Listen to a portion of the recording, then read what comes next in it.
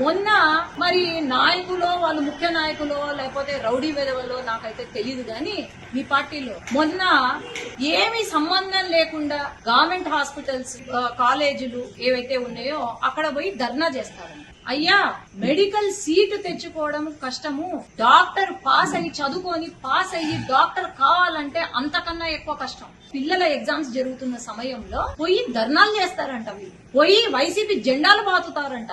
ఏది ఎప్పుడో శాంక్షన్ అయిన మెడికల్ కాలేజీలకు నాకు తెలుసు. ఒక డాక్టర్ కావాలంటే 24 గంటల్లో 20 గంటలు కష్టపడాలా, 20 గంటలు ఏమి నిద్ర తిండి లేకుండా కష్టపడు. మీకా ఉండేది ప్రేమ ఒకటే, మీరందరూ అర్థం చేసుకోవాలా. ఈ రోజు పీపీపీ కింద మెడికల్ కాలేజెస్ వస్తే కనుక ఒక ఆధునిక వ్యవస్థ ఏర్పాటవుతుంది. ఎక్కడికో వెళ్లాల్సిన అవసరం లేదు. పేదవాడు ఇక్కడే ట్రీట్మెంట్ చేసుకోవచ్చు. ఏఐ కానివ్వండి, లేకపోతే మన పిల్లలకు మెడికల్ కాలేజ్ పిల్లలకు మాకు తెలుసు ఎట్లా ఉంటుంది. గవర్నమెంట్ కాలేజ్ లో కరెక్ట్ గా సదుపాయాలు లేక మేము ఎట్లా కష్టపడతాము, స్టూడెంట్స్ గా ఎట్లా కష్టపడ్డాము అని మాకు తెలుసు. మోడర్నైజేషన్ వద్దా, పీపీపీ కింద వస్తే మనకు మంచి జరుగుతుందే తప్ప ఎక్కడా కూడా నష్టం.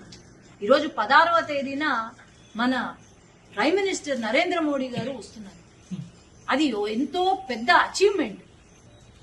ఆయన వచ్చారు అంటే, అడుగు పెట్టారు అంటే ఖచ్చితంగా మన రాష్ట్రం అభివృద్ధి చెందుతుంది. ముఖ్యంగా మా నంద్యాల జిల్లా, మా శ్రీశైలం గుడి అభివృద్ధి చెందుతుంది.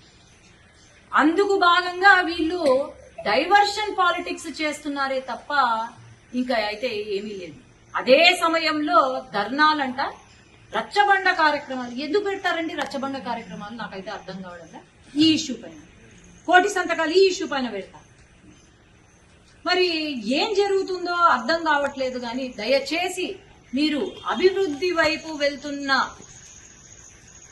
పార్టీ చంద్రబాబు నాయుడు గారు 24 గంటలు, లోకేష్ అన్న గారు గాని 24 గంటలు మన గురించి, మన రాష్ట్ర అభివృద్ధి గురించి ఆలోచన చేస్తున్నారు తప్ప మీలాగా గాలికి వదిలేసి అభివృద్ధి లేక, సంక్షేమము లేకపోతే అసలు మీ సొంత కార్యకర్తలను కూడా పట్టించుకునే వాళ్ళు లేక, మీకు ఏం చేయాలో తోచక ఇలాంటి టైం పాస్ వేషాలు మాత్రం వెయ్యొద్దని నేను కోరుకుంటున్నాను.